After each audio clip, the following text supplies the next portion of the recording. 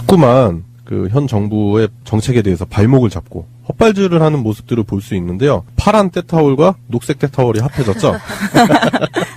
그래서 체크무늬 때타올이 된 것 같은데 유승민 대표와 안철수 대표가 토크 콘서트를 했어요. 제목은 토크 콘서트였는데 내용은 토크 콘서트가 맞았는지 아니면 뭐 만담 콘서트라던가 네.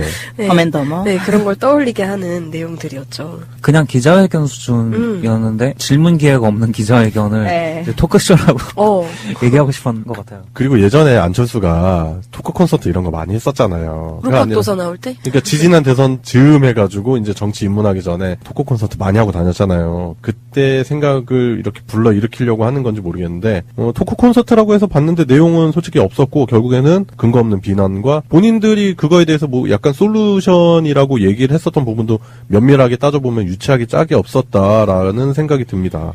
일단 뭐 유승민이 했었던 주요 발언 중에 하나가 소득 주도 성장에 대한 비판을 했거든요. 그래서 뭐 결국에는 이제 복지 정책을 비난하는 거죠. 뭐 그건 복지니까. 성장 대책, 일자리 대책이 아니거든요라고 하지만 전 정부에 비해서 지금 현재 일자리 창출은 잘하고 있다라는 평가가 많죠. 예, 그리고 교육 정책에 대해서 비판했는데 결국 여기 또 이제 운동권, 전대협 뭐 이런 식으로 해가지고 자극적인 발언, 자극적인 표현만 늘어놓는 듯한 그런 발언 수준이었고 이제 안철수 대표는 이제 또 한마디 보태는 게 정부의 그 비트코인 관련한 정책에 대해서 문제를 삼았는데 디지털 시대입니다. 그런데 아날로그 세대가 이 디지털 시대의 모든 결정권을 다 가지고 있습니다. 너무 뻔한 게 아닌가?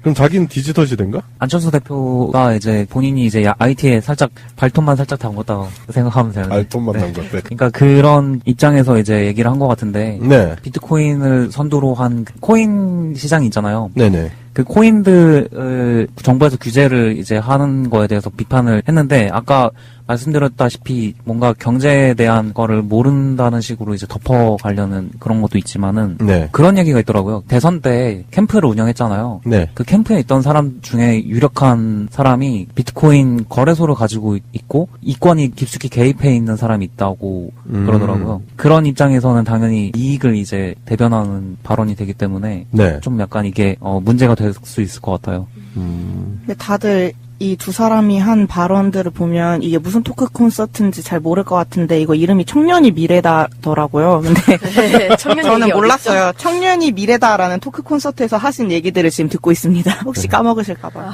그래서 앉아 계시는 분들 중에 청년분들을 이렇게 클로즈업한 영상은 많이 있는데 실질적으로 이 사람들이 얘기한 건 청년 정책에 대한 그런 청사진을 제시한 건 아닌 것 같아요. 일단 현 정부에 대한 근거 없는 비난. 정부에 대한 비난을 같이 하면서 그 동질감을 막 이끌어내면서 이제 두 당이 우리는 뭐 그런 얘기도 했잖아요. 뭐 수혈 가능한 당이다 이러면서 둘의 그 끈끈함을 보여주기 위한 그런 과시였죠. 지금 현재 국민의당 내부에서도 지금 안철수의 바른정당과의 통합에 대해서 반대를 엄청나게 하기 때문에 그 네 분이 다음 주 정도 되면은 더 심각해질 거고 진행이 될 건데 그 과정에서 불협화음이 엄청나게 나올 거고 문제가 심각하게 양산이 될 거다라는 전망이 지배적이죠. 근데 그런 와중에 일단은 씹고 보자.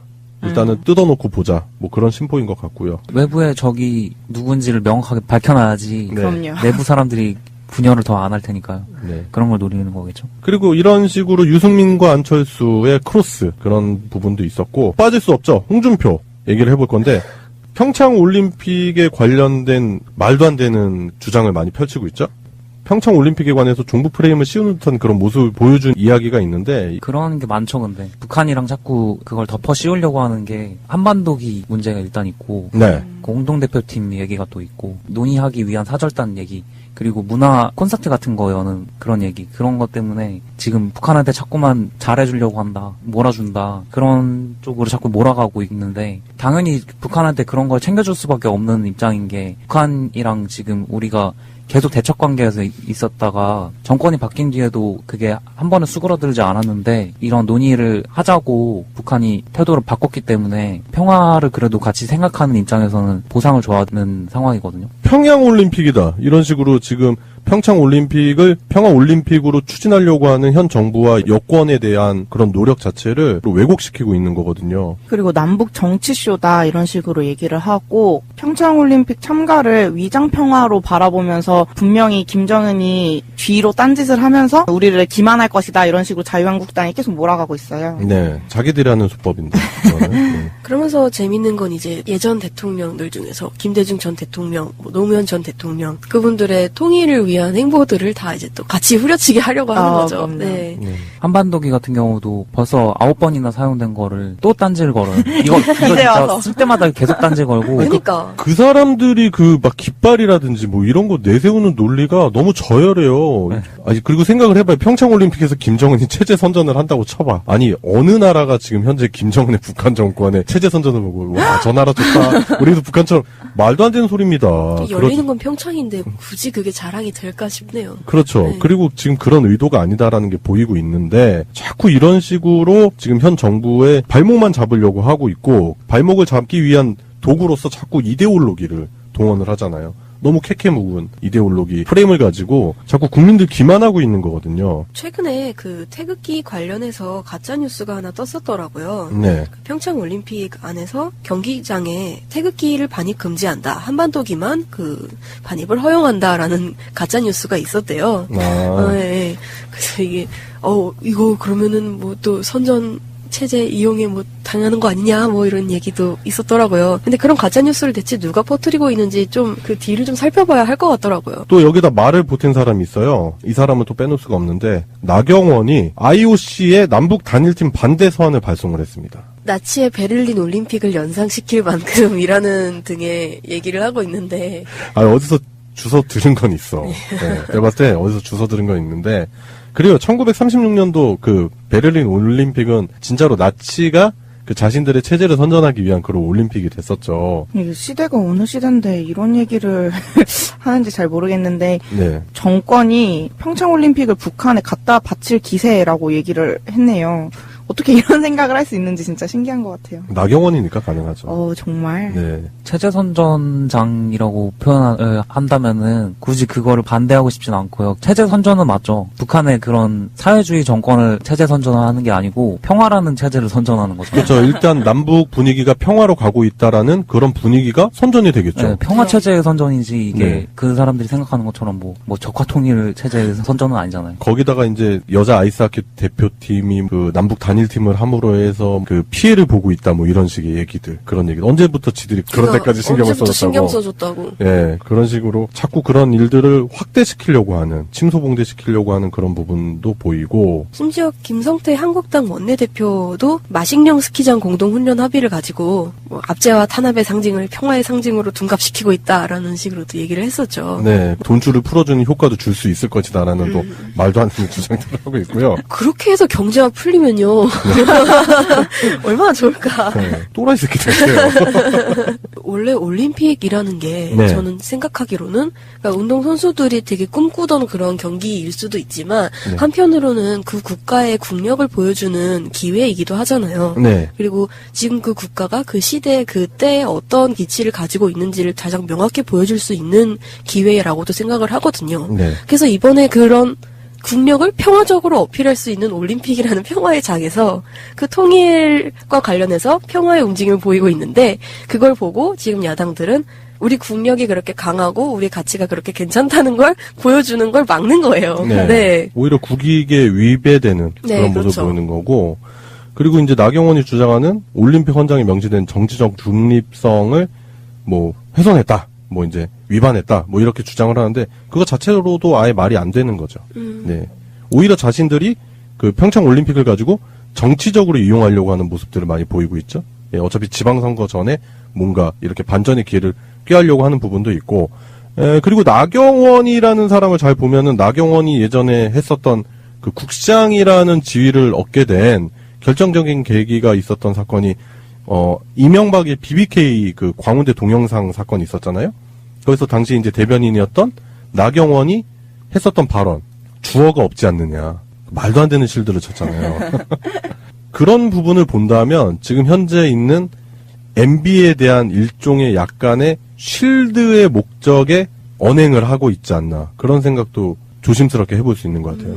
아직도 받아먹을 게 남아있어서? 아니면 받아먹은 게 있어서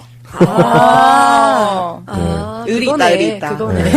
의리가 아니라 강요지. 왜냐면 끌려 들어가면 자기도 다 걸려 들어갈 수 있을 그거네. 수가 있으니까요. 그렇죠. 네, 뭐 있다고 확실하게 주장하는 건 아니고 안 되죠. 뭐 그럴 수도 있지 않겠나. 뭐 생각해 볼 수 있는 거 아니겠습니까? 그럼 필사적으로 네. 보내는 게 이해가 가네요. 네. 네. 평창 올림픽이라는 것 자체가 시기적으로나 카드로서 굉장히 민감한 카드인 게 원래 정권이 안 바뀌었다고 쳐보면은 지금 시기에 사실은 다음 대통령이 뽑혀서 이관되고 있을 이제 시기란 말이에요. 지금 시기에 이제 그 평창 올림픽을 원래는 저쪽에서 평창 올림픽을 무리하게 진행하려고 산에 있는 엄청나게 연령이 높은 나무들을 다 밀어버리고 산 다 없애버리고 그랬잖아요. 그 자연훼손 관련한 문제가 많았었죠. 네. 박근혜 정부 기간 동안. 예, 그렇게 무리하게 추진을 하면서 본인들이 뭔가 콩고물이 다 떨어지길 바랬는데 네. 그게 갑자기 다 뒤집어 엎혀지고 자기네들이 먹을 게 다 없어지고 먹을 수 있을 거라 생각했던 것들이 다 사라지고 오히려 문재인 정권이 이걸 잘 수습해가지고 유리한 평화 카드로 가져가려고 하니까 거기에 대해서 어떻게든 고춧가루 뿌려가지고 다시 카드를 없애려고 만드는 그런 입장일 뿐이니까요. 네. 조윤선이 이제 문체부 장관을 하면서 평창올림픽 조지고 있다라는 정황이 많이 있었잖아요, 우리가. 보면은 그 평창올림픽 홍보 동영상 이런 거 보면은 우리가 그때 방송에도 여러 차례 얘기를 했었지만 평창올림픽이 과연 잘 될 것인가? 의구심이 많이 들었단 말이에요. 그때 당시 정부가 했었던 정책을 보자면. 근데 현재 문재인 정권이 들어서고 나서 어쨌든 평창 올림픽은 개최를 해야 되잖아요. 근데 그거를 잘 수습하려고 하는 여러 가지 노력들이 보였고 국민들도 동참을 해서 그 전에는 솔직히 평창 올림픽이 우리 올림픽 같지 않았잖아요. 그렇죠. 저들이 뭔가 해먹으려고 하는 일종의 또 다른 하나의 그들의 비리 통로가 되지 않을까 그런 생각이 들었는데 이제 문재인 정권이 들어서고 뭔가 바로 잡히고 그렇기 때문에 이제 평창 올림픽을 성공적으로 개최해야 된다는 국민적 염원도 들어갔고 그리고 그걸 잘 수습하려는 문재인 정권의 노력의 의지도 보이고 있고요. 그런데 여기에 송경훈이 말씀하신 대로 만약에 정권 교체가 되지 않았으면 여기서 떨어져 나올 수 있었던 마진이 많았다라는 생각이 들 수 있는 거죠. 비단 경제적인 이득 말고도 네. 정치적인 이득도 굉장히 많았겠죠. 그렇죠. 대통령의 마지막 업적으로서 딱 선전을 하고 나갈 수 있잖아요. 야, 시기가 진짜 적절했네요. 예. 그러니까 정치적으로 이용하는 건 얘네들이라니까요. 나치의 베를린 올림픽은 지네들이 하려고 하다가 이제 실패한 거야. 그러니까 그거 이제 문재인 정권에 뒤집어쓰기 하는 거죠. 그래서 결국에는 여당인 더불어민주당의 추미애 대표가 결국 꾸짖게 되는 그런 상황까지 생겼어요. 요놈들, 내가 한마디 해줄게! 막 이러면서. 결국에는 이제 추미애 대표가 주장하는 건 소모적인 이념 공세, 네, 그 다음에 색깔론, 그걸 중단하라. 그런 식으로 촉구를 하게 됐는데, 어쨌든 전 세계의 이목이 집중되어 있는 평창 동계올림픽의 성공적인 개최를 위해서 야당도 협조를 좀 해라. 라고 당부까지 하는 상황이 됐습니다.